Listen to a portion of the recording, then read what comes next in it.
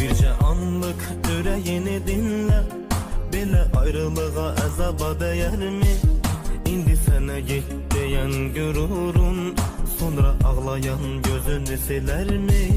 Bir-birimizi də necə sevərkən, sevgimiz belə bitəcəkmi?